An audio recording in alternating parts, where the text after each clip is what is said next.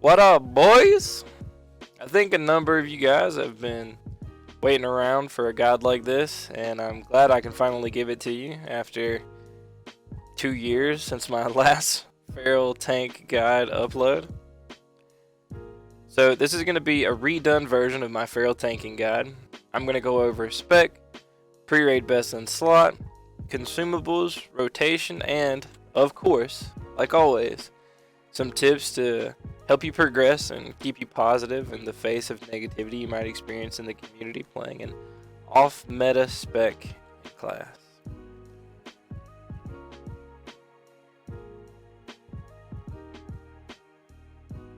So for the spec, I'm going to go ahead and just go over it with you guys. This is what we're looking at here. 14.31.6. You can change this a bit if you want to, but this is ideally what you're going to want to have, and I'll explain why at the end of after talking about this. So you're going to start in the feral tree while you're leveling if you want to level into this spec. 5 points into ferocity, 2 points into brutal impact, 4 points into feral instinct, completely skipping thick hide. This talent is not worth it because it doesn't scale with your bear form bonus. You see here that dire bear form gives you 360% increased contribution of armor from items. This does not scale with that. This just gives you 10% more armor on top of this, which would just be 200 more armor. And that 200 armor isn't scaling with the dire bear form. So this is a waste of 5 talent points. I would not take it. After this tier, you're going to go 1 into feral charge, 2 into feline swiftness, 3 into sharpened claws, and 2 into primal fury. 3 into predatory strikes, 2 into savage fury, 1 into fairy fire feral, 5 out of 5 into heart of the wild, and leader of the pack. You're going to go ahead and spec that one in. After that, I would go straight into the restoration tree and grab fury. This is just going to make it so whenever you go into bear form, you immediately start with 10 rage. This is really big and really ideal for tanking, so you do want to grab that. I also put 1 point into improved in rage just for the extra rage. I'd like to have 2 points in it, but I don't really have a lot of points to kind of smear around, so just 1 point into there. Balance, you're going to take Nature's Grasp, or you can even take 5 out of 5 improved Wrath if you want to, but this is actually pretty useful for being out in the world, so I took it. You're going to take 3 out of 3 into Natural Shapeshifter, 5 out of 5 Natural Weapons, and 1 out of 1 into Omen of Clarity. Omen of Clarity is just going to give you clear casting, so that you can use more of your abilities without wasting your resources, i.e. rage. It's also going to help you if you ever have to DPS in cat form, because there are going to be a lot of fights and raids if you're raid tanking, where you might end up having to be in cat form for the most of that fight if it only needs 1 tank. So Omen of Clarity will help you with that a lot.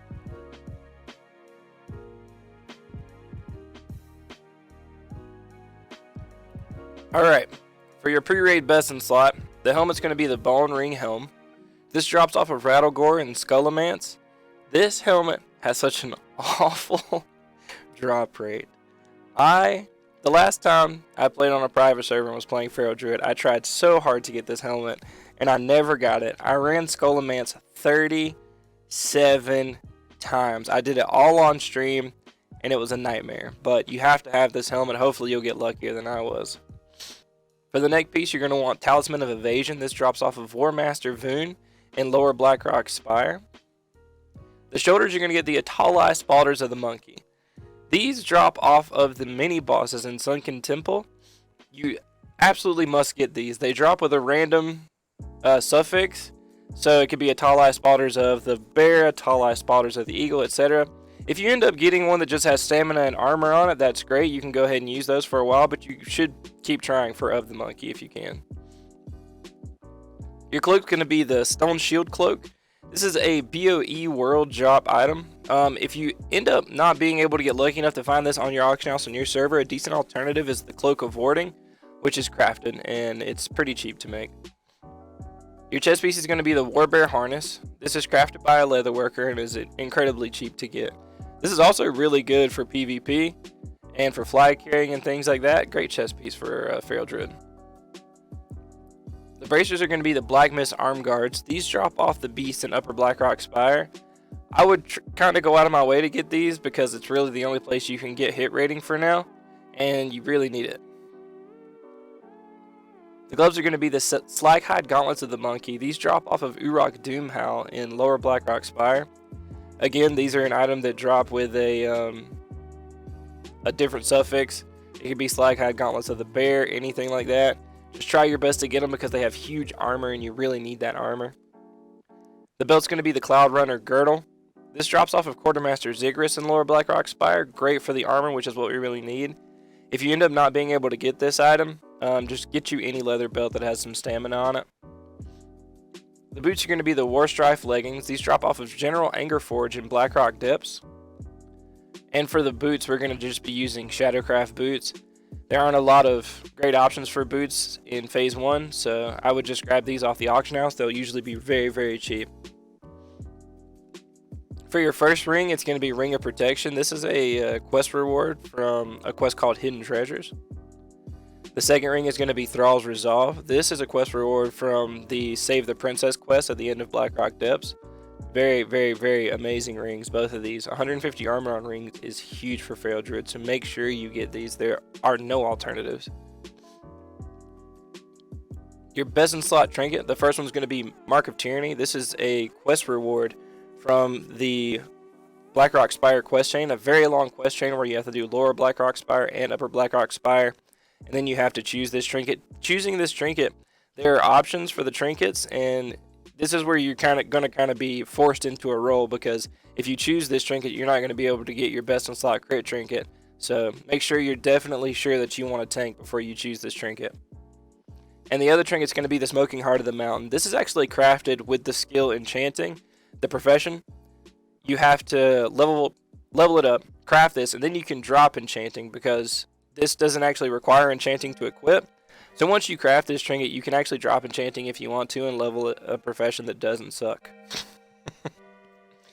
And for the weapon, you're going to have the Warden Staff. This is a BOE World Drop Epic that is required level 43, so it seems like it wouldn't be that great, but this is actually the best weapon we can possibly get up until Dire Maul comes out. Then you have another option, but for now, Warden Staff is it, and this will probably be pretty expensive. They usually end up running about 100 gold. But you gotta have it. So make sure you get it.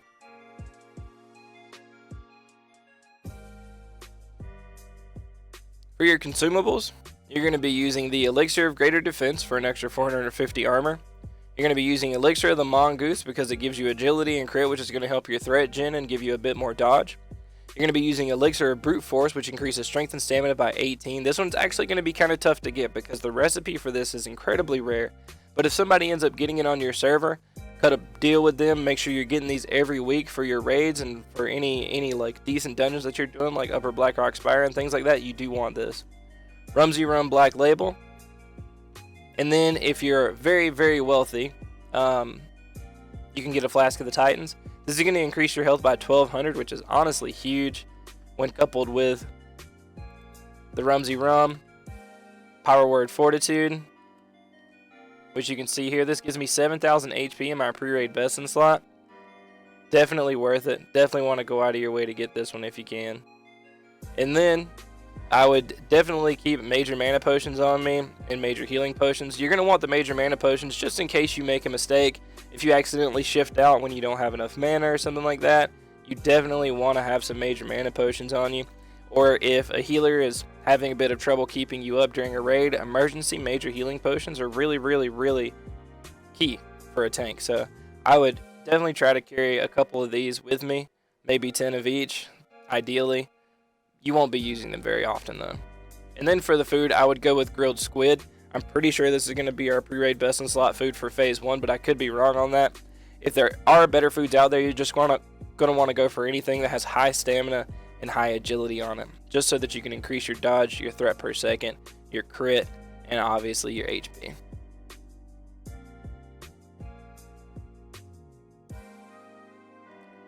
Alright, so for your rotation, what you're going to want to do is you're going to want to pre-hot yourself.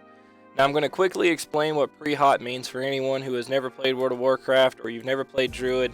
So to pre-hot yourself, you're going to use spells on yourself that give you a heal over time effect. That's going to be Regrowth and Rejuve. You're going to cast max ranks of both of these before you pull anything. Now, quickly before I do it, I'm going to explain why you do this. not only are you giving your healer an extra little padding to, you know, get their heals off on you and to conserve some mana for healing the group and things like that, just in case you don't get perfect aggro, you're also generating more threat on all the enemies around you every time you heal yourself. Now, it isn't generating threat whenever you are overhealing, but if you have health missing and your heal over times tick and heal you up before the healer can heal you, you're generating threat on every single mob around you that's engaged in combat. That's why you're going to pre-hot yourself. So I'm going to pre-hot myself and pull Princess right here because she's beautiful.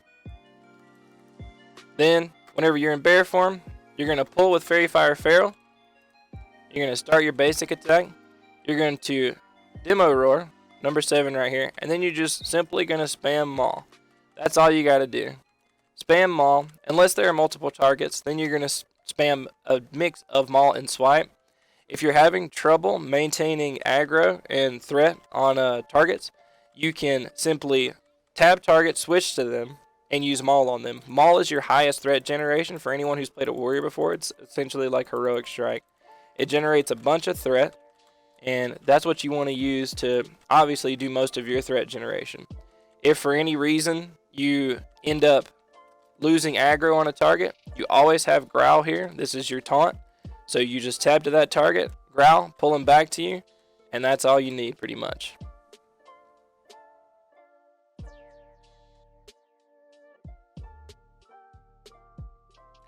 Alright, and like I do at the end of all of my videos, I'm going to leave you guys with just a few tips to help you keep your positivity in the face of playing an off-meta class in a community that's normally not very friendly with things like that, and to help you progress in your gear collection as quickly as possible.